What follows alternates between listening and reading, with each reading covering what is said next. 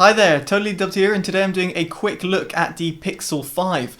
Now, Google's phone can be found for around £600 in the UK and around $700 in the US. Shout out to Vodafone for providing me this sample. The prices of Vodafone's plans will be on your screen right now.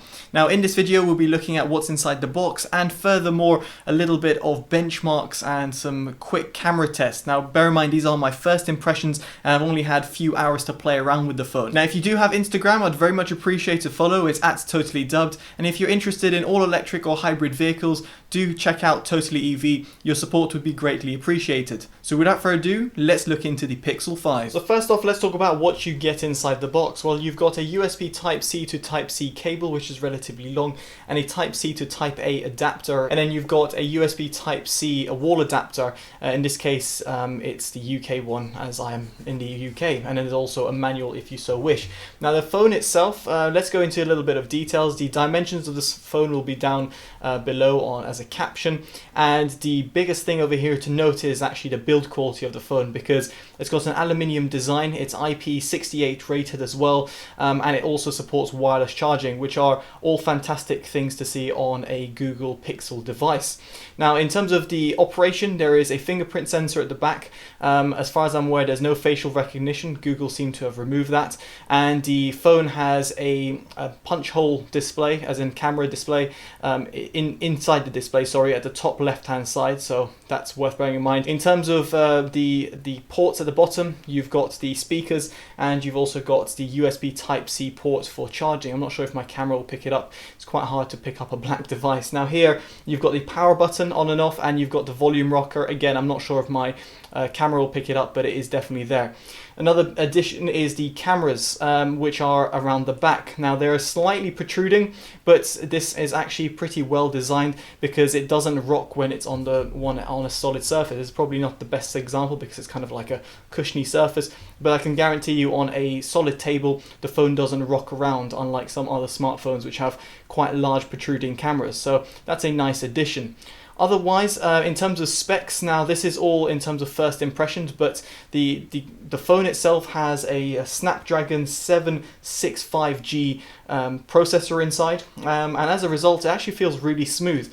Although this is a pretty budget processor in comparison to others out there, I must say I had no issues running the Android operating system with this CPU. Again, all based on first impression. Now, in terms of benchmarks, what you'll see on your screen over here is the benchmark of the Pixel 5G in comparison to my Samsung Galaxy S10 Plus, so it's a few years old now. So it's worth bearing in mind that you can see that the Pixel does not perform in comparison to my S10 Plus. Now, elsewhere, the phone has 8 GB of RAM, which is great, a step up from the Pixel 4, and furthermore, it's got 128 GB of storage space.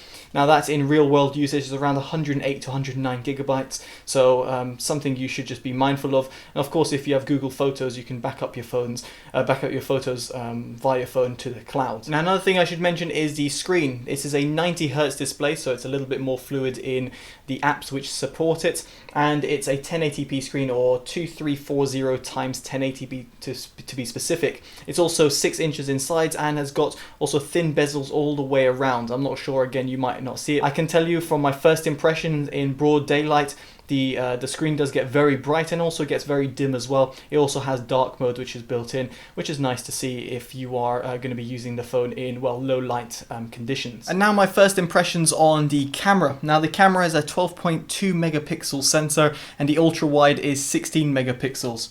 So from here, what you'll be able to see now is shots of the Pixel 5.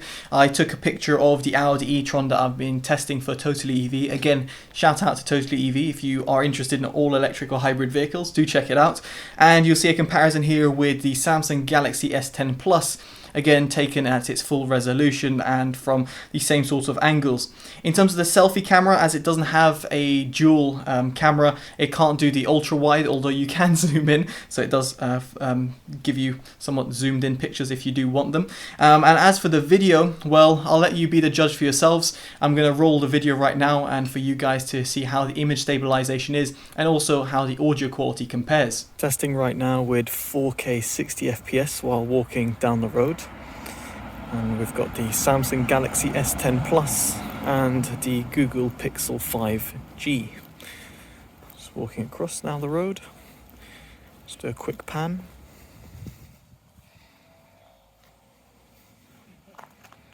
There we go. Testing right now with 4K 60 FPS while walking down the road. And we've got the Samsung Galaxy S10 Plus and the Google Pixel 5G. Just walking across now the road. Just do a quick pan.